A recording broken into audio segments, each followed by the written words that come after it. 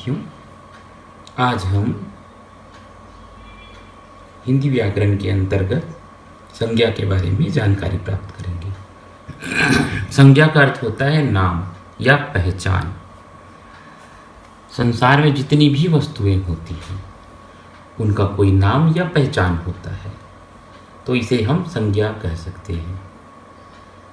साथ ही यदि अलग अलग भावनाओं, भेदों इत्यादि के आधार पर पशु, जाति, सुंदरता, गुण, भाव, स्थान, क्रिया इत्यादि के नाम पर भी संज्ञा का निर्धारण किया जाता है। अर्थात संज्ञा का मूल अर्थ है पहचान या चिन्हीकरण। इसे हम संज्ञा कह सकते हैं।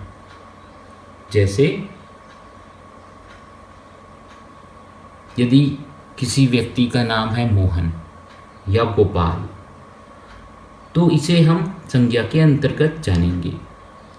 मान लीजिए एक फल है आम, एक पेड़ है बरगद, कोई मिठाई है जिसमें मिठास है, कोई भाव है जिसमें दुख या व्यथा है, तो ये सभी चीज़ें संज्ञा के अंतर्गत आएंगी। अर्थात किसी भी चीज़ का नाम किसी भी प्रकार से वह संज्ञा कहा जाएगा। या हम कह सकते हैं किसी जाति, द्रव्य, गुण, भाव, व्यक्ति, स्थान और क्रिया आदि के नाम को संज्ञा कह सकते हैं।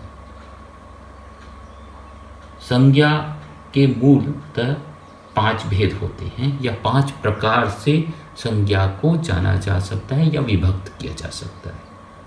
वो है जातिवाचक संज्ञा, व्यक्तिवाचक संज्ञा, भाववाचक संज्ञा, समुदायवाचक संज्ञा और द्रव्यवाचक संज्ञा। सबसे पहले हम देखते हैं कि जातिवाचक संज्ञा क्या होती है। जातिवाचक संज्ञा से किसी भी शब्द को उसकी पूर्ण जाति का बोध कर सकते हैं या किसी समूह का उसका बोध होता है। जैसे मान लीजिए एक व्यक्ति है, तो उसका नाम होगा राम, श्याम, मोहन, गीता, गोपाल। या मनुष्य जैसे है, लड़का है कि लड़की है कि आदमी है। वस्तुओं का नाम जैसे होगा घर, किताब। पदों का नाम होगा शिक्षक, डॉक्टर इत्यादि। तो संपूर्ण जाति का बोध होता है। मनुष्य, नदी, नगर, पर्वत, पशु, पक्षी, लड़का, कुत्ता, गाय, घोड़ा, भैंस, बकरी इत्यादि।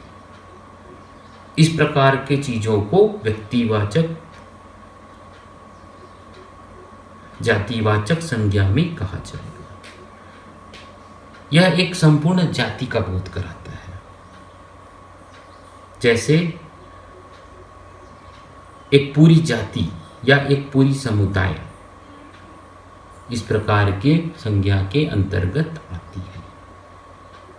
लड़का कहने से पूरा लड़के जितने होते हैं वो उसमें सम्मिलित हो जाते हैं। घर कहने से मिट्टी का घर, पक्का घर, कच्चा घर सभी शामिल हो जाते हैं। उसी प्रकार शिक्षक कहने से हर प्रकार के शिक्षक जो कि लोगों को ज्ञान बांटते हैं वो आते हैं। अगला है व्यक्तिवाचक संज्ञा। हमने अभी देखा था जो जातिवाचक था, उसमें एक पूरे के पूरे समूह का वर्णन था। दूसरा है व्यक्तिवाचक संज्ञा, जिसमें केवल एक व्यक्ति, एक ही स्थान या एक वस्तु का भेद हो। जैसे देश के लिए हम देखेंगे अमेरिका, भारत, या किसी का नाम है अनिल, उस प्रकार से। तो इसे हम अलग तरह से बांट सकते हैं। जैसे व्यक्तियों का नाम है राम, मोहन, गोपाल इत्यादि। शहरों का नाम है रायपुर, बिलासपुर, पटना, गया। देशों का नाम है भारत, श्रीलंका, ऑस्ट्रेलिया इत्यादि। इस प्रकार से तो इसे हम व्यक्तिवाचक संज्ञा में जान सकते हैं। अगला है भाववाचक संज्ञा। भाववाचक संज्ञा में भावनाओं के आधार पर गुण, दोष, धर्म इत्यादि का बोध किया जाता है पदार्थों की अवस्था के आधार पर। जैसे बुढ़ापा, मिठास, बचपन, मोटापा, चढ़ाई, थकावट, क्रोध, लोभ, मोह, आनंद, वीरता। इसमें हम देख सकते हैं कि इनका कोई वास्तविक फिजिकल भौतिक रूप नहीं होता, लेकिन जो ये इनका अस्तित्व तो होता है, लेकिन इनकी गणना नहीं कर सकते। जैसे यह नहीं कह सकते कि मिठास 2 किलो था, बचपन 1 साल का था, मोटापा कितना है, चढ़ाई जो है वह कितनी हुई है, थकावट कितनी है, 1 किलो 2 किलो या 1 लीटर 2 लीटर, इसका हम आंकलन नहीं कर सकते। इस प्रकार के जो पदार्थ है या शब्द हैं वह भाववाचक संज्ञा में आएंगे।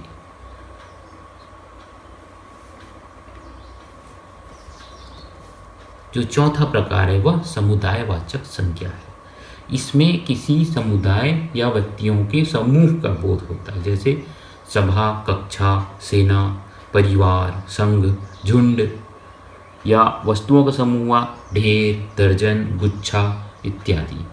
इस प्रकार के जो शब्द हैं जिनमें समूह का बोध होता है और उनका भौतिक रूप दिखाई भी देता है, इन्हें समुदायवाचक संज्ञा कहा जाता है। और जो पांचवा प्रकार है वह द्रव्यवाचक संज्ञा, जिसमें वस्तु या धातु इत्यादि का बोध होता है, जैसे घी, तेल, सोना, चांदी, पीतल, गेहूँ, चावल, दाल इत्यादि। इस प्रकार के शब्दों को द्रव्यवाचक कहा जाता है। इन्हें हम माप तौल तो सकते हैं, लेकिन हम इन्हें गिन नहीं सकते। जैसे मान लीजिए राम एक लड़का है, तो उसे हम तो गिन सकते हैं, लेकिन यदि हमने कहा कि सामने में सोना है, तो सोना राम मोहन गोपाल तो होता नहीं है, तो हम उसे गिन नहीं सकते। तो इस प्रकार के जो चीज़ें आती है वह द्रव्यवाचक संज्ञा में आती है। अर्थात जैसे हम पानी को गिन नहीं सकते, उसी प्रकार इन चीज़ों को भी हम गिन नहीं सकते कि कितने इनके यूनिट हैं। इस प्रकार के शब्दों को द्रव्यवाचक संज्ञा में कहते हैं। जैसे मान लीजिए कोयला है, तो कोयला को हम गिन नहीं सकते, कोयला कोयला है। हाँ, वह किलो या लीटर हो सकता है, लेकिन यूनिट के तौर पे हम उसे नहीं गिन सकते। बस उनका माप या तौल किया जा सकता है, पर गिना नहीं जा सकता। अब हम देखेंगे कि भाववाचक संज्ञा कैसे बनती है। पहले हमने जो देखे व्यक्तिवाचक, जातिवाचक, द्रव्यवाचक और समूहवाचक, इनका तो भौतिक रूप में सत्यापन किया जा सकता है या दिख सकता है, लेकिन भाववाचक जो है वह इन्हीं 4 प्रकार के संज्ञाओं से होकर आता है। तो हम देखेंगे कि जो भाववाचक संज्ञा है वह अन्य संज्ञाओं से कैसे आता है। जैसे मान लीजिए जातिवाचक संज्ञा है और उसका एक उदाहरण है दास, जो कि दास एक समूह है, जाति है, तो यह आएगा दास्ता। पंडित, ये सब जातिवाचक संज्ञा के शब्द हैं। पंडित, तो इससे आएगा भाववाचक संज्ञा पांडित्य। बंधु, बंधुत्व। छत्री, छत्रित्व। पुरुष, पुरुषत्व। प्रभु, प्रभुता। पशु, पशुता। ब्राह्मण, ब्राह्मणत्व।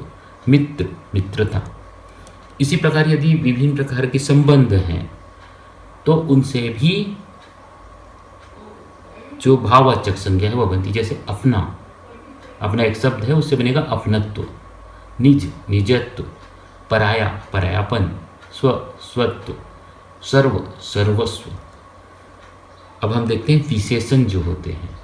किसी शब्द का जो विशेषता होता है उससे संज्ञा कैसे बनती है। जैसे एक शब्द है मीठा, अर्थात यदि कोई मिठाई है या शक्कर है तो वह मीठा है, तो उसका जो भाववाचक शब्द आएगा वह मिठास, मीठा का मिठास। चतुर का चातुर्य या चतुराई।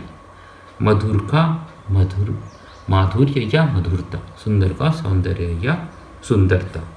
इस प्रकार आएगा।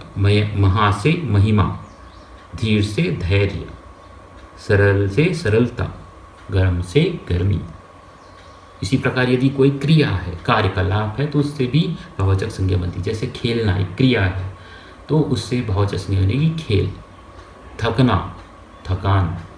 लिखना एक क्रिया है तो उसमें लिखा लेख, हंसना हंसी, चलना चाल, उड़ना उड़ान, चढ़ना चढ़ाई, खोदना खुदाई।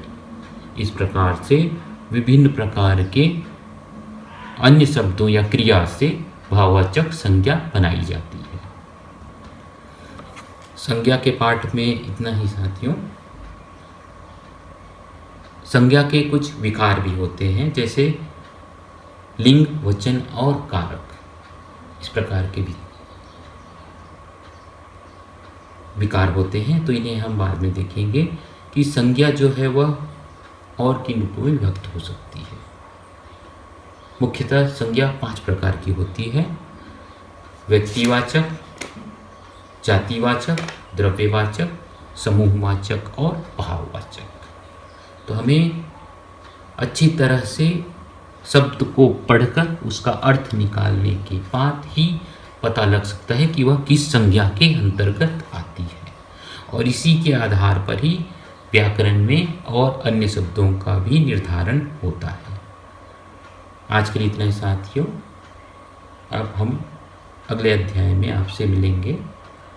आपका सहयोग और समर्थन करने के लिए धन्यवाद, और हमसे जुड़कर हमें अपना मार्गदर्शन इसी प्रकार भविष्य में प्रदान करते रहें। धन्यवाद।